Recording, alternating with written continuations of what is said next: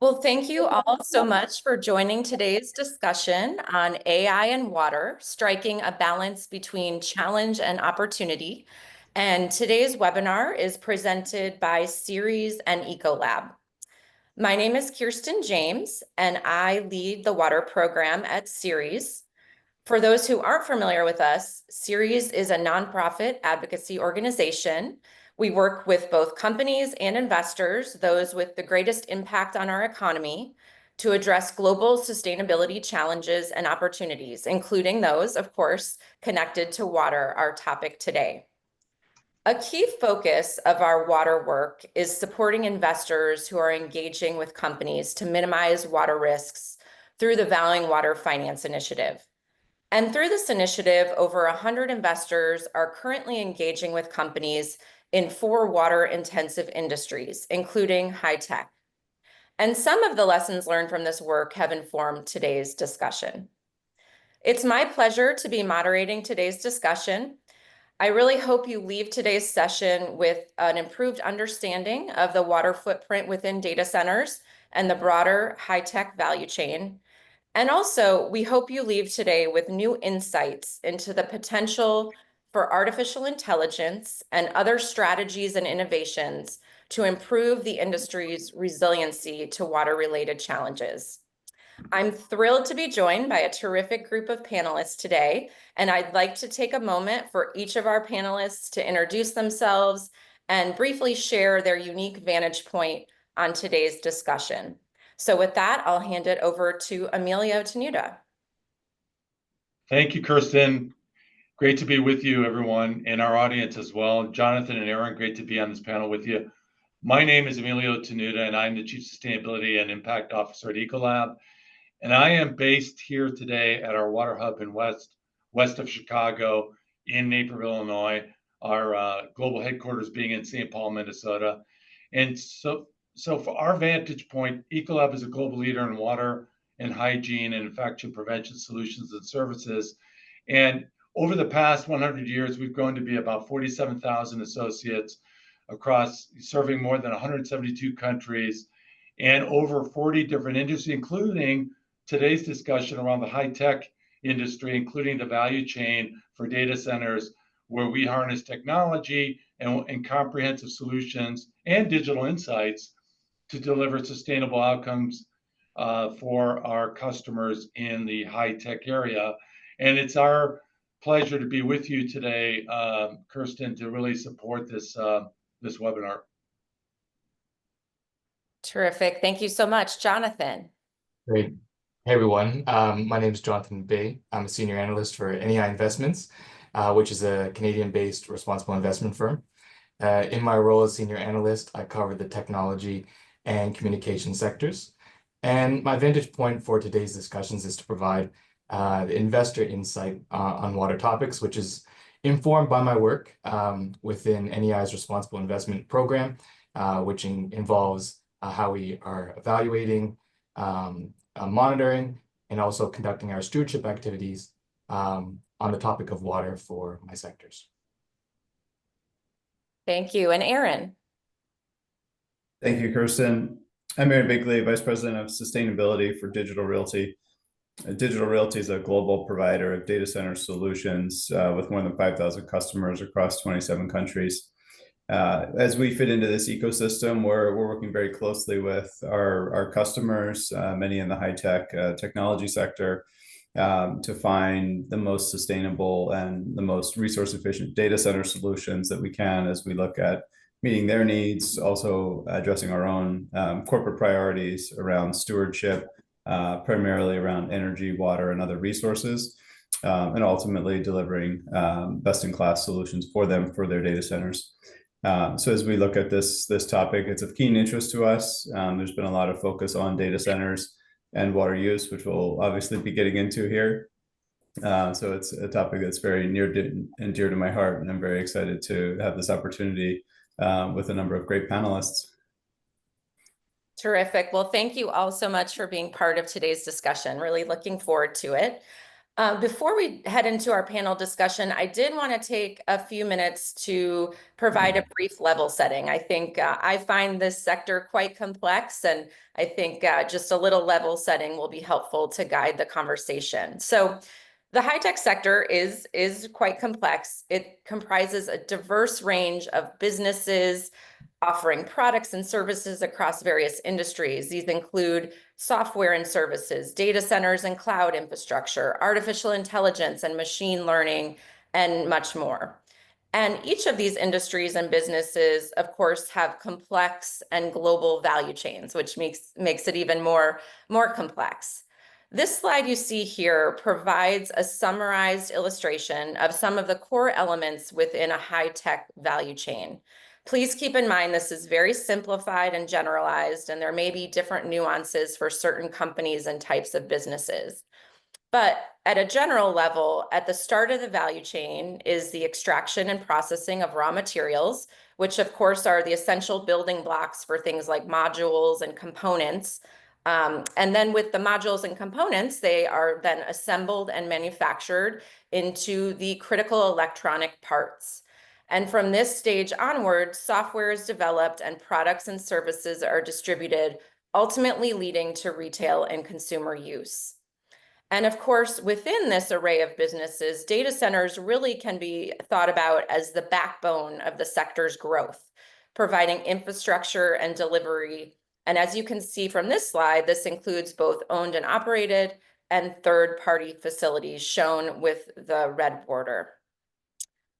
So what is a data center exactly? Well, a data center can be a physical room, building, or facility that houses IT infrastructure for building, running, and delivering applications and services. It also stores and manages the data associated with those applications and services. So there is quite a complex data center ecosystem, as you see here. And there are different types of data center facilities. And on this slide, we highlight 3 common types and provide some examples: enterprise data centers, co-location, hyperscale, and of course, one company may use more than one type depending on its business needs. The next slide shows the number of data centers and their current global distribution. As you can see from this slide, there are currently over 9,000 data centers worldwide. And of course, this figure accounts for all types of data centers. In the US alone, there are over 3,300 data centers, and other countries that lead in the data center count include Germany and the UK with over 400 data centers, and China with around 350 data centers. But as you can see, really there is a global distribution. Water risk is an increasing concern for data centers, with this global distribution making them really vulnerable to water-related risks across various regions. If we hone in on the US, data centers are among the top 10 water-consuming sectors.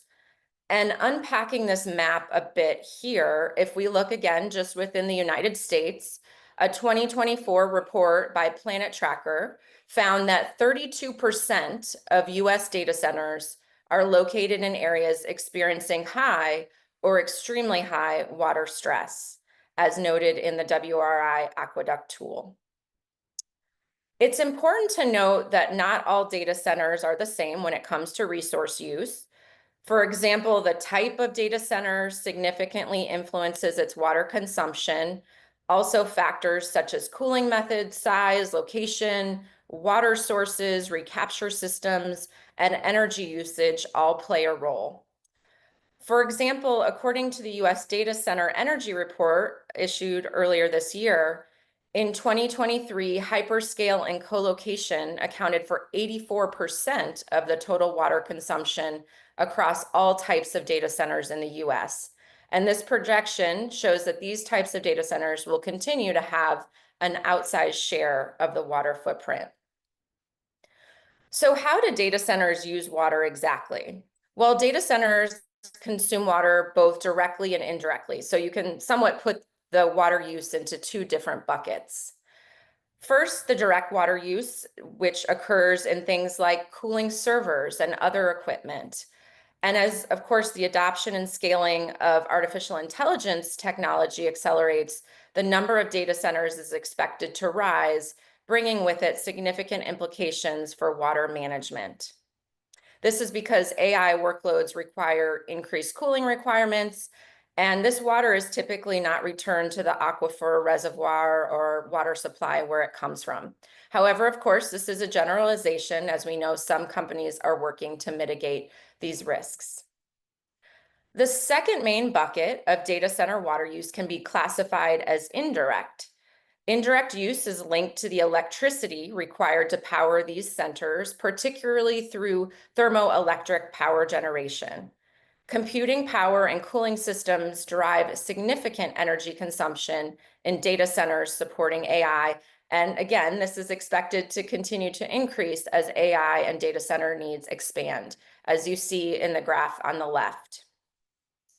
Note that water consumption associated with the generation of electricity varies significantly by primary energy type, power plant efficiency, and as a result, the actual water consumption attributable to any individual data center will depend on its specific location and electricity provider. However, as you see on the slide on the right, indirect water use is a very large part of the overall footprint to consider. So to summarize, I'd say the expansion of data centers fueled by advancements in technologies like AI will continue to necessitate the need for discussions and focus on water sustainability.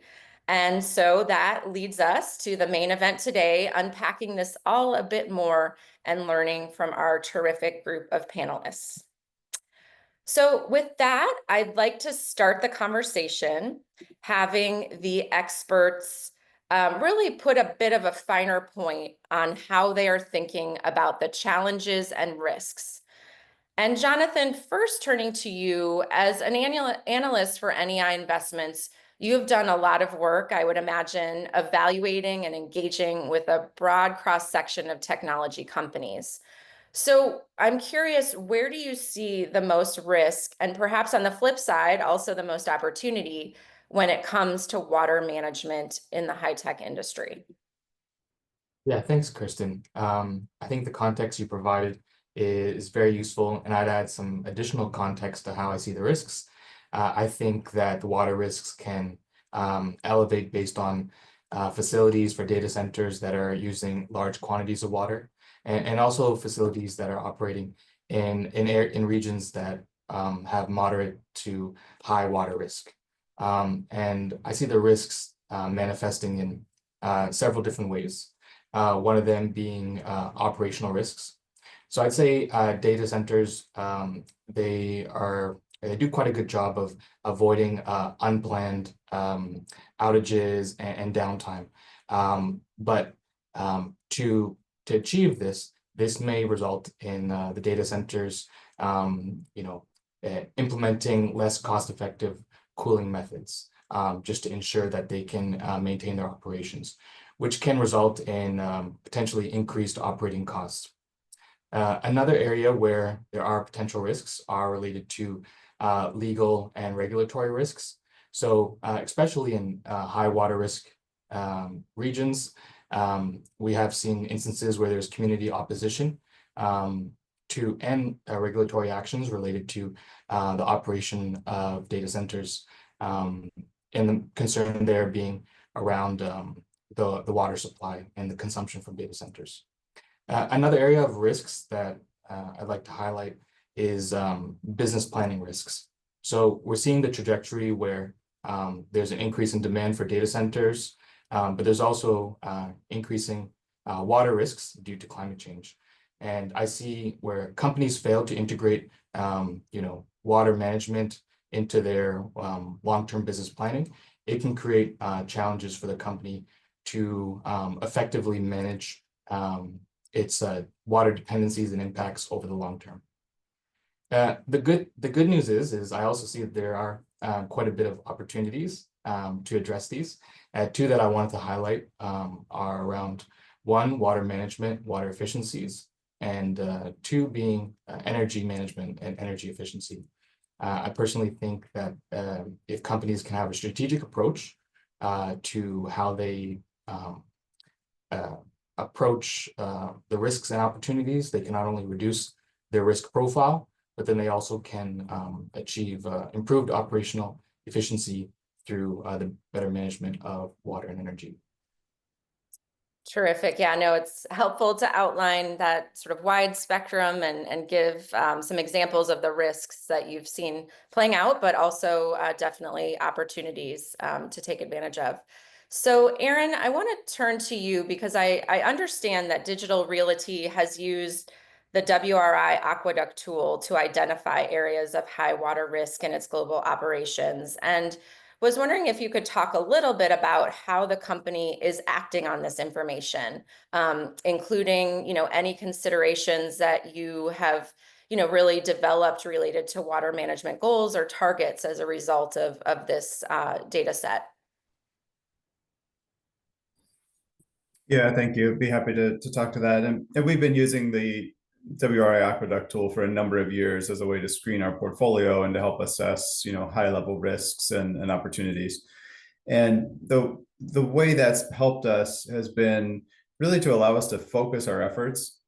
So it becomes one part of a screening process. So we're sort of looking very high level at regional issues, and that's where that tool comes in and says, okay, where are we high risk, where are we very high risk in terms of water scarcity, and then we overlay with that our portfolio, what we know about our operations, what we know about our cooling systems, what we know about our customer profiles, the community engagement.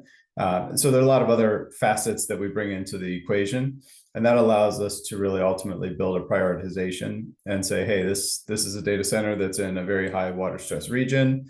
It uses a certain amount of water, and the community is obviously very sensitive to water consumption. So that becomes a very high priority site or location for us to optimize efficiency, make sure we're chasing down any leaks very proactively, and ultimately working on energy efficiency and other, upstream or sort of, improvements to water performance that are outside of our direct control as well. So that's really how we use it as a one critical facet of our screening and our assessing, our portfolio for priority. But it ultimately is very helpful also to look at our overall portfolio risk. So we can look at it on an aggregate basis and say, okay, by region or even globally, how are we looking? And what are we doing to address that? Can we bring the percentages down that are in very high risk areas? Or if we know there's a reason we can't leave those markets or where we have to stay and grow in those markets, how do we do that in the most responsible way possible?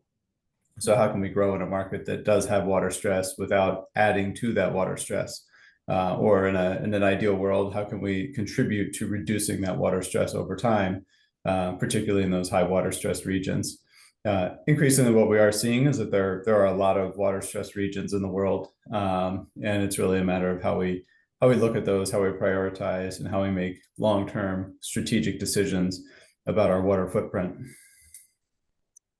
Great, that makes a lot of sense. And just curious, has that sort of prioritization exercise led to any specific reduction goals? Or I know some companies have used a water usage effectiveness ratio, which looks at how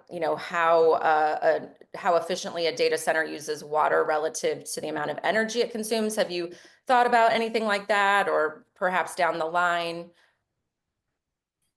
Yeah, we certainly have, and we benchmark all of our facilities for water usage internally. So within our portfolio, we do have tracking on that, and on a monthly basis, we're looking at our water consumption, our water efficiency, so our water usage effectiveness, or WUE as we refer to it, as much as it does not roll off the tongue. It's a critical metric for us to use. So we certainly are very tuned into that. We're, for certain sites, we're even adding meters and sensors to better enable us to more effectively track water usage, and to track that water usage, where it matters at the facility. In some cases, that water usage is happening in the cooling system itself. In other cases, it's happening in landscape irrigation. It's happening in the base building, plumbing system. And so that allows us to be more targeted in where we see opportunities to improve efficiency. So it is a critical part of our assessment toolkit. That's great to hear. Wonderful. So now that we've touched a little bit on the water challenges and the risks related to data centers, and of course the expansion of AI and what that contributes, I wanted to pivot the next part of the conversation to solutions, as I think there are some exciting developments to that end. So Emilio, turning to you, I'm curious, how is Ecolab approaching its water innovation pipeline into data centers? And then of course, thinking of, back to the value chain slide I shared, I'm also curious about the innovation pipeline associated with microelectronics, such as semiconductors and other components in the data center supply chain. Can you speak to how you're approaching that innovation pipeline? Oh, and you're on mute, Emilio. Of course I am.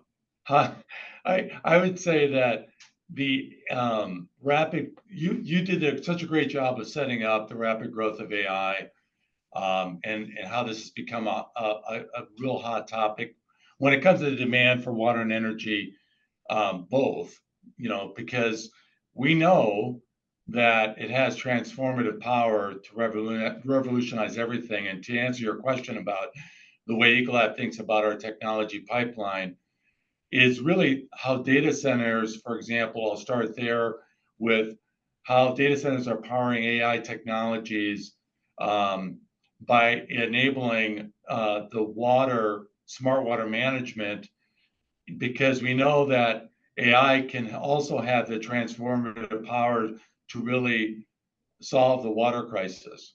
And it allows us to really think about the untapped opportunity that it can bring when you think of the type of cooling systems that we're seeing, for example, in data centers. Let me double click down for a moment. Cooling systems more prominent than ever are, for example, hyperscale data centers leverage liquid cooling systems, which involve circulating a coolant such as water or a specialized fluid through a closed loop, to absorb the heat from the servers. That method is highly effective, but does require, technology, smart technology, to enable the water quality or fluid concentration management to avoid disruption. Another is water cooling systems have been prominent, utilizing chilled water or cooling towers to absorb and remove heat from data center equipment. That's another very prominent way, using recirculating cooling and chillers. When it comes to semiconductors, it is such a critical aspect based on the volume that these semiconductor fab plants use in terms of water, because obviously we need ultra pure water to manage the chip production that is needed to meet the demand. And that obviously requires significant amount of water. And one of the things that we know when you think of ultra pure water is how filtration technology not only is leveraged, but it's also about driving reuse and reclaim and repurposing that water throughout the fab plant in water stressed areas like Arizona. And so smart technology exists today to drive more circularity, to manage that water stress conditions in these at-risk locations for tech companies. Great. Well, it does seem like there's really limitless opportunities within that value chain pipeline. So curious, I know I was really intrigued when I read an article recently about a partnership between Ecolab and Digital Realty, and just hoping you can talk a little bit more about some of the specific innovations, and hopefully that one in particular, and some others that you find promising when it comes to data centers. Absolutely. So we have a partnership with Digital Realty, and in many ways, it kind of centers on the ability to use smart monitoring systems, AI-driven monitoring systems that can detect leaks and inefficiencies in real time, allowing for real corrective action. And this minimizes not only water waste, but also enhances the reliability of these cooling systems, which is critical. Uptime is key.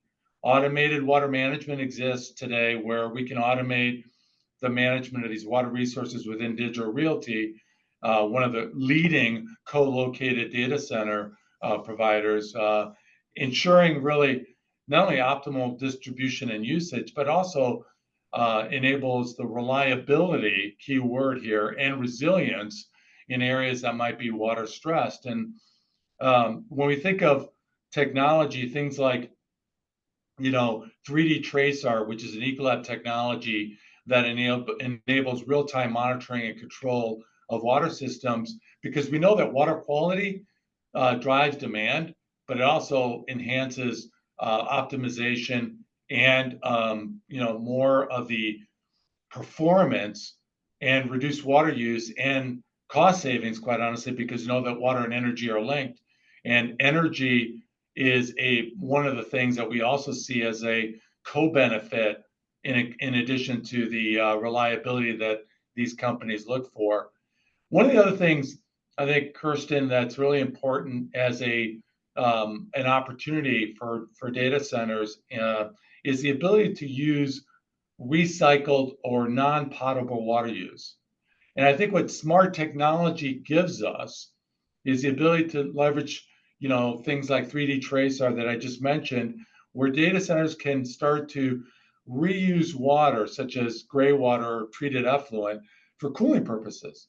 So this reduces the reliance on potable water and helps conserve freshwater resources. For example, we had a hyperscale data center in a water stressed area like San Antonio, Texas, where they leveraged smart technology to avoid the use of nearly 60 million gallons of potable water use by leveraging, those sources that were available through the local water district. Essentially leveraging these sources, non-potable water sources, for cooling significantly reduces the need for potable water, which is obviously, dependent on by the local community in a water stressed area. And doing it reliably and cost effectively is key. And that's what, technology, smart technologies with machine learning and predictive analytics can do today to helping us really get after the water crisis. Great. Those are some powerful success stories to hopefully emulate. And I want to bring Aaron in and get his insights on how this has impacted the business. But first, I just wanted to maybe zoom out a bit, Emilio. And, I'm just curious, since, Ecolab is an innovator and is really leading in this space. I'm curious your thoughts on how inroads with AI and water that you've described could potentially help enable the sustainable takeoff of this emerging technology in general. Just any thoughts or lessons that could be applied more broadly?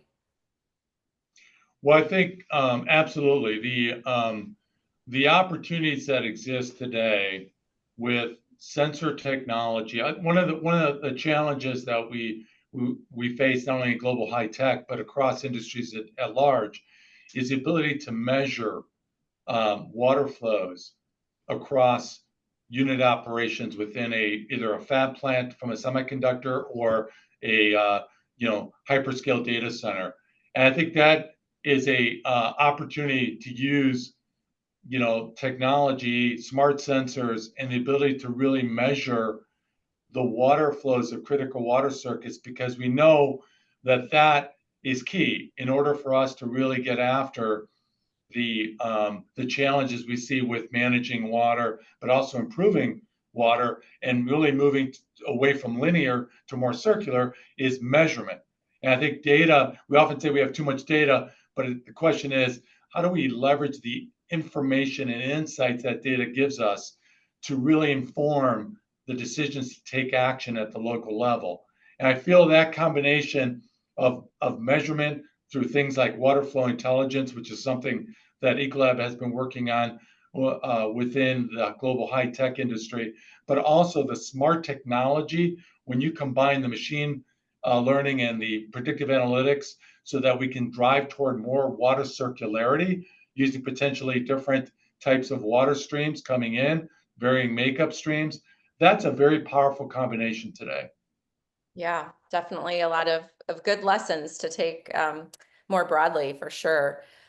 So Aaron, I did want to bring you in and just get your reflections on that specific partnership, of course, that Emilio described, but also curious, the business case is, of course, important in this conversation, and implementing interventions takes capital. And I would imagine that you have to make your case to leadership as you think about implementing these types of interventions. So maybe honing in on that, on the partnership that Emilio described, I'm curious, well, of course, how has this partnership and AI specifically helped with your water management strategy? And curious, in what ways has that reduced financial risks associated with water cooling in data centers? I read an article that describes sort of the payback period being, pretty short with that, but wanted to get your reflections on sort of that business case and how you ensure that those interventions get implemented. Yeah, I will maybe I'll start and frame it up this way. First off, historically, if we go back, a few decades, water was seen as cheap and plentiful in many circles, and there was very little concern over, how you get water, how you use water, and what happens to it after you've used it. And that's obviously changed, and water is a vital resource, and we all know that now. And that's really driven a significant drive for innovation, drive for tools, drive for sensors and monitoring, and drive for technologies and sort of smart management of water. So across our portfolio, we do focus on the technology aspects of it. So where is the innovation coming from? How can we use AI? How can we use sensors and data to more efficiently use water? And how can we make sure the water treatment is as efficient as possible, so that we're not unnecessarily using costly chemicals or other treatment methods to ensure high water quality and high reliability and uptime in our systems. But we're also looking at, as excuse me, as Emilio mentioned, opportunities to switch from potable to non-potable or recycled water across our portfolio. On average, 43% of our gross water footprint is supplied by recycled water. So we've made significant steps in that direction, and we certainly look for those continued opportunities. In just 2024, we did switch a site in Santa Clara, California, from potable to non-potable water. I hate to admit it, but that's a project that's been in the works for probably 6 to 8 years. It took us a little bit longer than we had expected, given some local constraints. But we're at the point now where that site now 90% of the water use is non-potable. So that for us is a success story. But in terms of making the business case, water historically had been cheap, and it was in some cases much more challenging to make the case for water conservation or water efficiency initiatives than it was for energy efficiency initiatives. And so I would say that, to be frank, there was a bias toward more energy efficiency initiatives over water efficiency. And we've really seen that change in the last decade in particular, where not only has water gotten more expensive, the value and importance of water for resiliency and for the performance of our data centers, that has gone up. What we've also seen is the relative understanding and the community interest in sustainable and responsible water use has also increased significantly in many markets. So it's not just a case of saying, should we do the right thing because we think it's important around water use, but it's really become an imperative in the communities where we operate. We have to have a strong and credible story backed up by numbers that shows how we're using water responsibly, how we're not using potable water or natural freshwater resources unnecessarily, and how ultimately we can show that we can grow without limiting the community's water supply. So these are all critical factors for us, and they all contribute to how we make the business case for continued investments in water performance and water efficiency. Great. Well, it's really interesting to hear that evolution in thinking around building out that business case, and some really great examples there.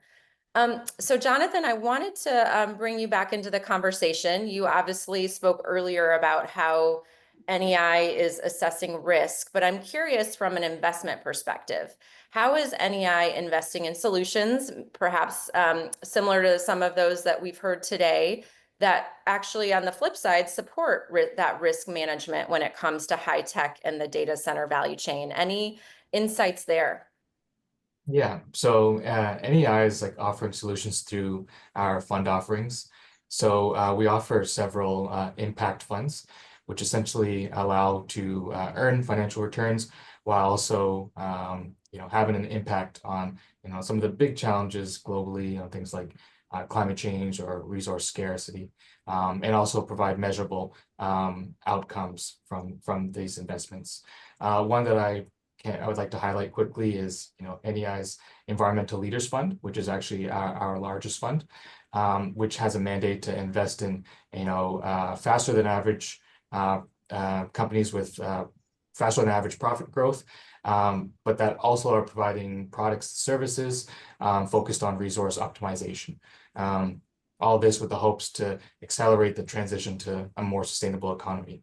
And how the fund is structured is there's kind of there's 6 different categories of resource optimization, things like new energy or circularity. Another pillar though is water resource optimization, and under this pillar, that's where we're investing in companies that are involved in water infrastructure and water distribution, as well as companies that are involved in things like water monitoring, water testing, and water treatment. Terrific. Well, thank you for that overview. Lots of exciting developments out there. So I think rightfully so, a few of our panelists today have already talked about the indirect water use stemming from energy use in data centers. As I shared in the context setting portion, this can be a very outsized piece of the water footprint depending on the energy mix. So I really wanted to take a little bit of time on this and maybe put a question forward to both Emilio and Aaron at the same time. I'm curious your thoughts, Emilio, with you first. How important is it to consider or address the potential trade-off between energy efficiency and water use within these solutions? My understanding is that in some cases, the cooling technologies that require less or no water actually use more energy. And then Aaron, after Emilio shares some thoughts, curious how Digital Realty approaches trade-offs such as water use and energy consumption when it comes to siting a new facility or retrofitting a facility. So would love both of your perspectives on that element of this discussion. Emilio, first over to you. Yeah, so addressing the trade-off between energy efficiency and water use is critical. And as you heard Aaron say earlier, that obviously goes into the business case that companies make to support the decisions to take action or invest in solutions when it comes to data centers. Aaron also articulated this water use effectiveness. When you think about that metric, though, it measures how efficiently data centers use water relative to their energy consumption. And so tracking WUE helps operators optimize water usage while maintaining energy efficiency. So one of the ways that we like to often think about this at Ecolab is, how do we optimize this, for recirculating cooling systems that are cooling those critical servers? How do we optimize the number of cycles? So going back, moving away from linear to more circular, how does that optimize the energy efficiency while also maintaining the heat transfer efficiency that we need? That's really crucial to the operation of that data center. So the relationship between energy and water use is sometimes complex within a data center, but efficient cooling systems balance the need for energy savings with water conservation. And I feel that is a critical lever that data centers use. And Aaron, how about you? How are you approaching these trade-offs? Yeah, and I think Emilio said it well, and and to put a finer point on it, we often see when we improve water performance, we also improve energy efficiency. And so, there's not necessarily a one or the other, but it's often a both or and. And so when we see improved water efficiency, we often see better energy efficiency. What I think is also important in this is to look more broadly at the energy supply chain and where our power is coming from. So when we look across our portfolio, we've been investing aggressively in clean and renewable energy supplies. So primarily wind and solar in regions where we operate data centers. So we're trying to find those local resources that are clean and renewable to power our data centers, both today and in the future. What is a nice and very critical to this conversation co-benefit of these clean energy sources is that wind and solar do not use water. And so there's no evaporation, there's no running a steam turbine. So there's really, virtually no water use associated with these renewable technologies, which is a very, I think underappreciated but critical co-benefit as we look at a transition to more broad adoption of renewables.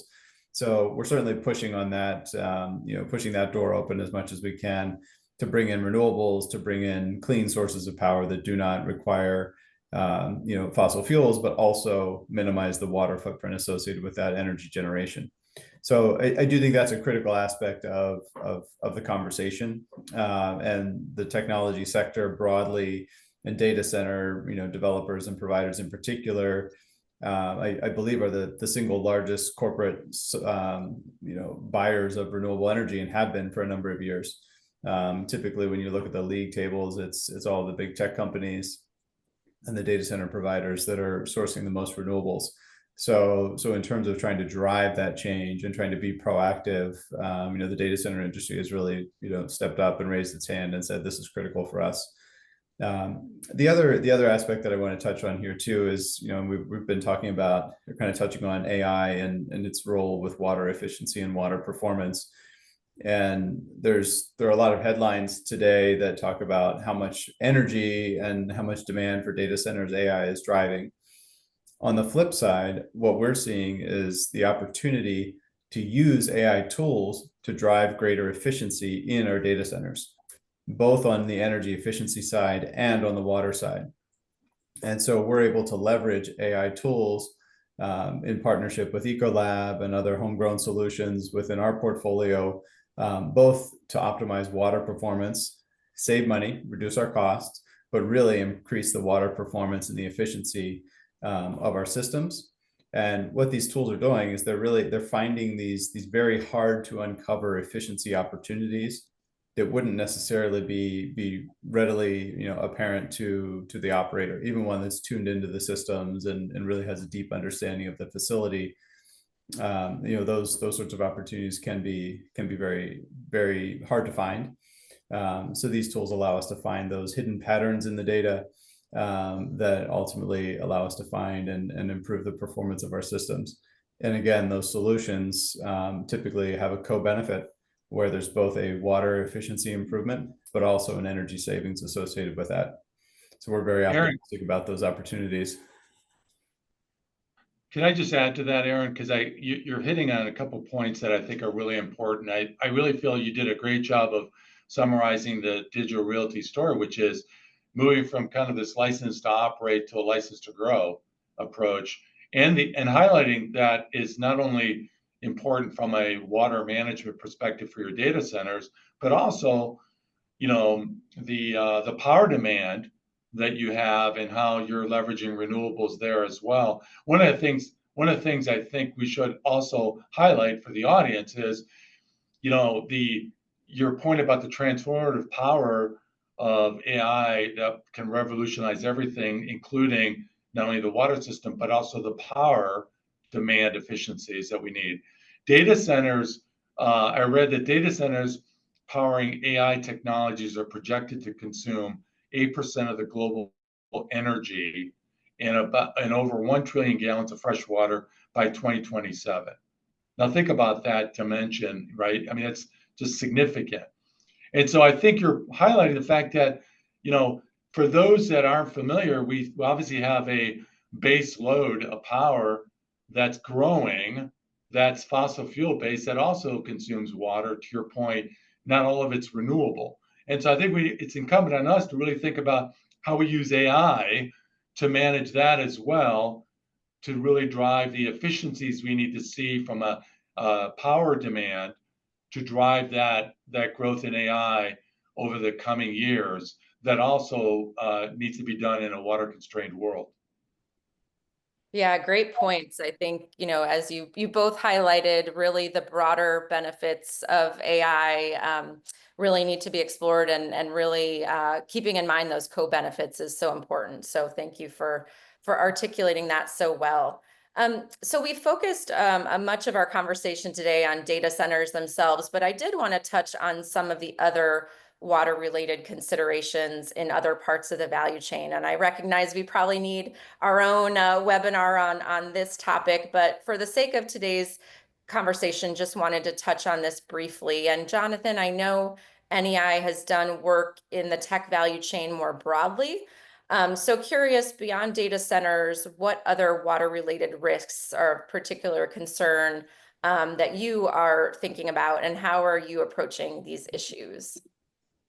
Yeah, I agree. I think this could have a webinar onto its own. I think there are definitely relevant water risks. I can highlight for the semiconductors, and also for mining.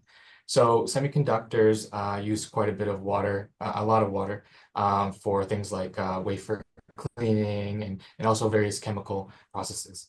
So there is the water quantity risks for semiconductor manufacturing plants operating in high risk water regions.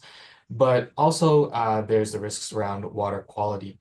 Area I want to maybe highlight is around where there's less stringent regulations. One area of interest for NEI is around the use of PFAS, or also known as forever chemicals, which can accumulate in the human body and can have adverse health impacts. So the good thing is it's more efficient to treat these chemicals at the source rather than at a municipal water treatment facility.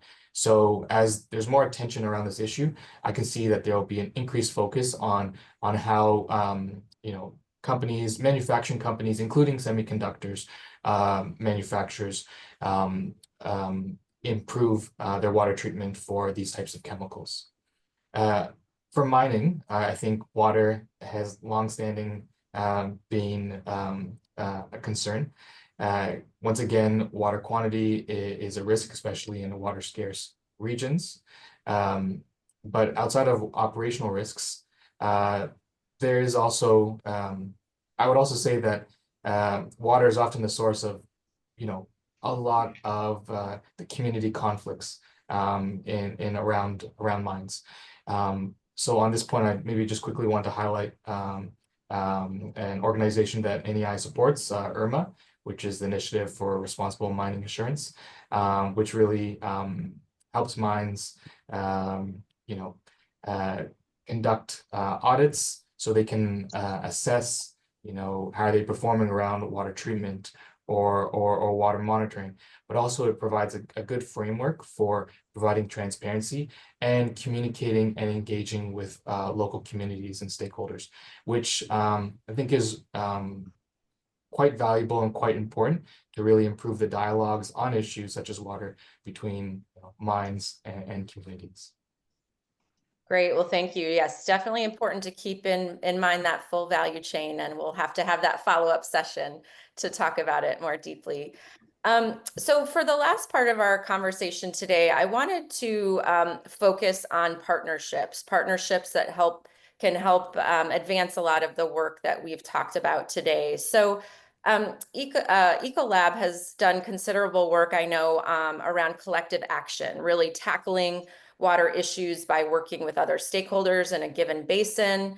And I know, Emilio, this includes playing a leadership role in the California Water Resilience Initiative. So how do you think data center companies and high-tech companies or others within that broader value chain can be part of this collaborative basin work?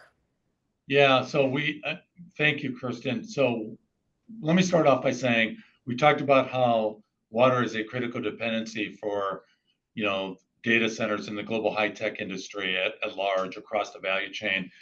We know that technology exists to support the growth of that industry to really mitigate some of the risks that we talked about.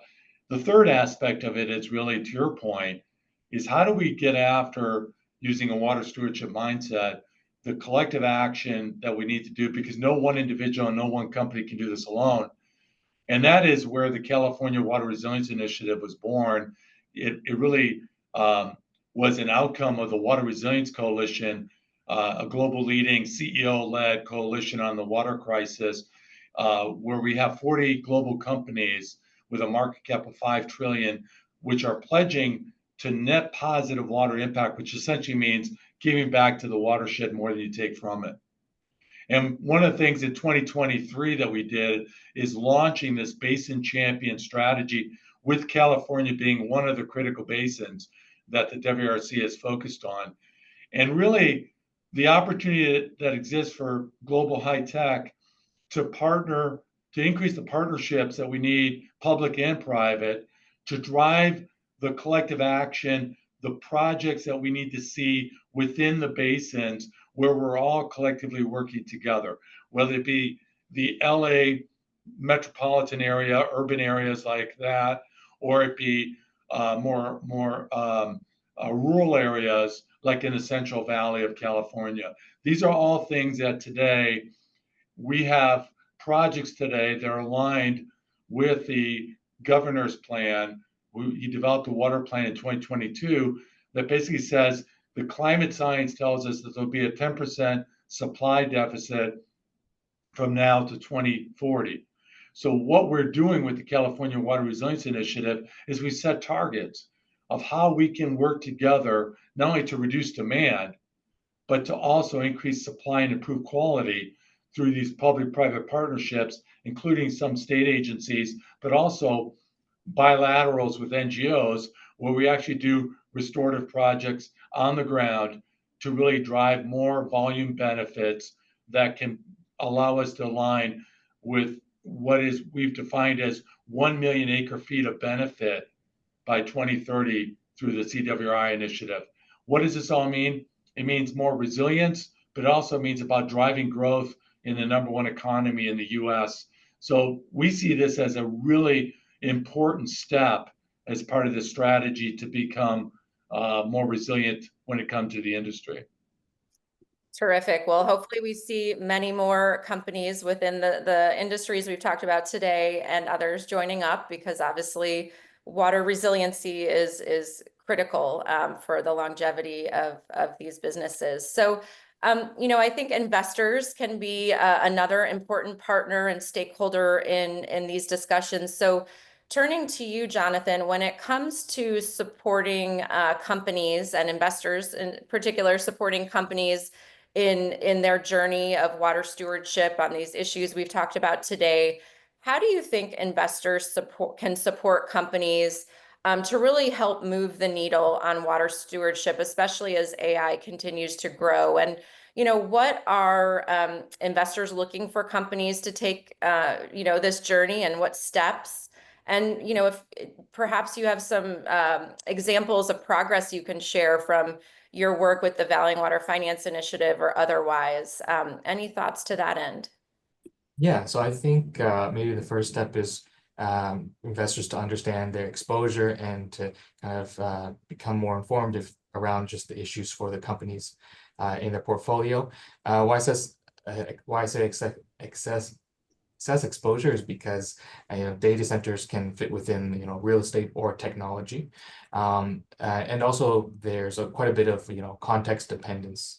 So it's very good to first review their their sustainability disclosures or their CDP water climate surveys, and then based on really building up that context, I think it's great to actually engage with companies, to have dialogues, to learn more about the activities that they are taking and where they are along their journey and how they are progressing.